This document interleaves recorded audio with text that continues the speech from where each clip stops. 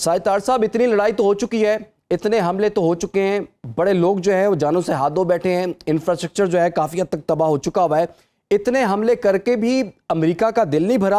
अब बताया जा रहा है कि 2 हफ्तों तक जारी रहने वाली शदीद बमबारी जो है शुरू होने वाली है अगले 48 घंटों में। तो अभी अमेरिका की क्या पॉलिसी है जंग को लेकर?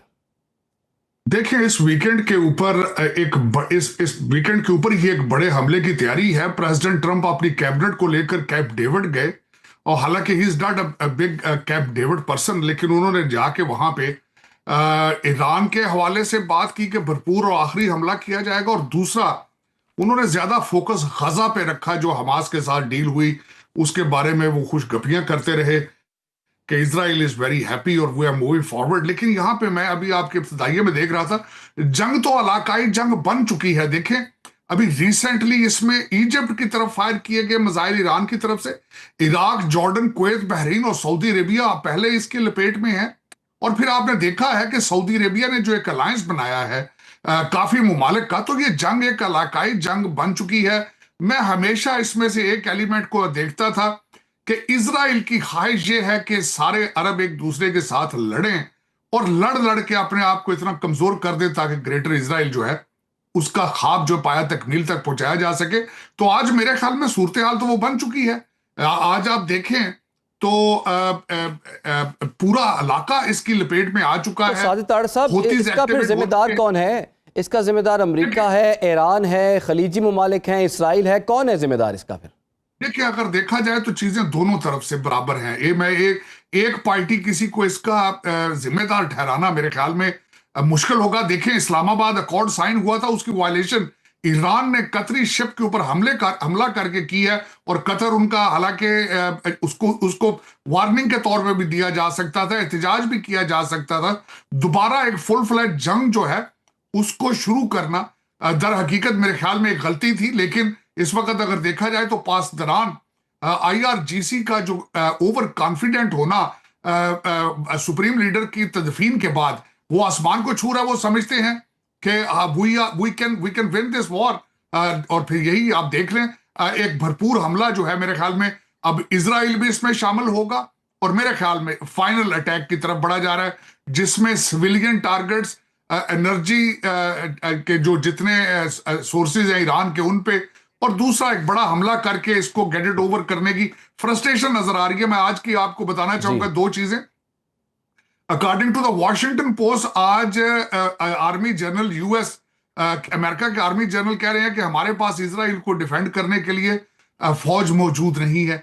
दूसरा, रिसेंट 2 हफ्तों पिछले 2 दिनों में आर्मी जनरल कूपर जो है उन्होंने कहा है कि 2 हफ्ते एक भरपूर हमला किया जाए, मुसलसल 2 हफ्ते करके, और इस जंग से निकला जाए। लेकिन पीट हेग्सेथ दूसरी तरफ से उनका बयान आया है कि हमें इसमें असला जाया नहीं करना चाहिए, हमारी असले की इन्वेंटोरी जो है इट इज बिकमिंग थिन। तो मेरे ख्याल में पेंटागन भी डिवाइडेड है, कैबिनेट भी डिवाइडेड है, और अगर देखा जाए तो अमेरिकन सोर्सेज भी थिन होते जा रहे हैं। बिल्कुल, ये साजिद तारड़ साहब, ये आपका बड़ा अहम नुक्ता है और आप बिल्कुल दुरुस्त फरमा रहे हैं। लेकिन साजिद तारड़ साहब, बाकिर कालिबाफ का ये बयान सामने आया है, वो ये कहते हैं कि हम जंग में फतह हासिल कर चुके हैं और हमें इस फतह को दस्तावेजी शक्ल देनी है। आपके ख्याल में अभी तो जंग चल रही है, अभी मजीद हमले भी होने हैं, तो ये बाकिर कालिबाफ किस बेस पर कह रहे हैं कि जंग में फतह हासिल कर चुके हैं? और क्या यही वो कॉन्फिडेंस लेवल है ईरान का जो कि उनको जंग में शामिल रहने और जवाबी हमले करने के लिए जो है वो आगे लेके चलता है?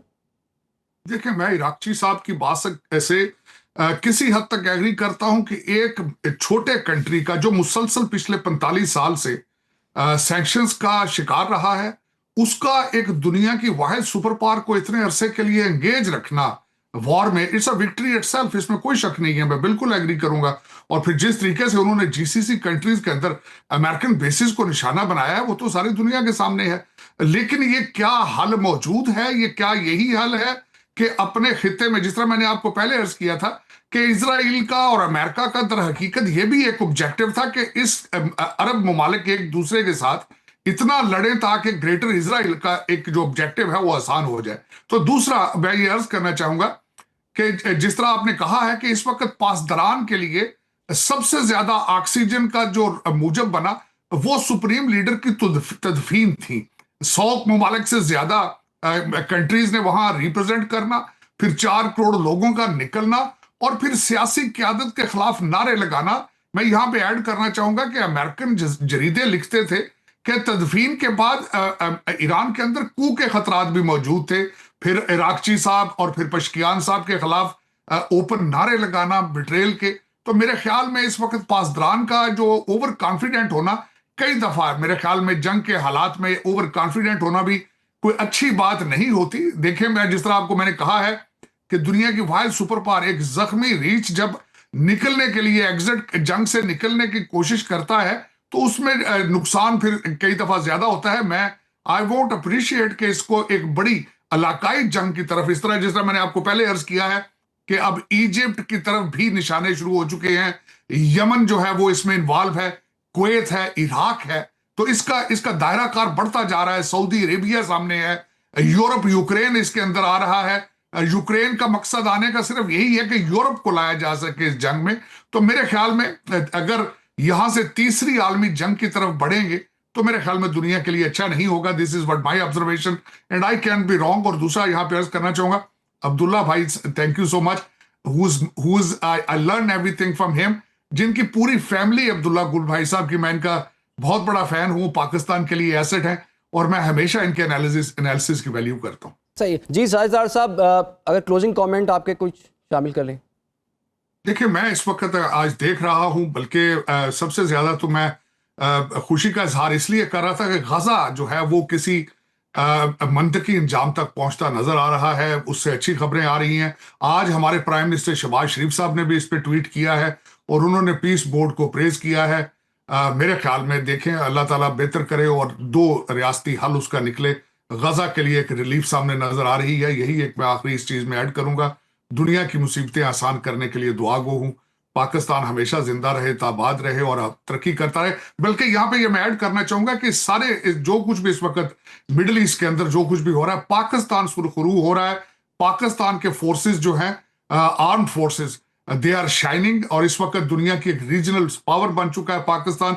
मैं पाकिस्तान को मुबारकबाद देना चाहूंगा और इसी से अपने कलमात का जो इख्तिताम चाहूंगा।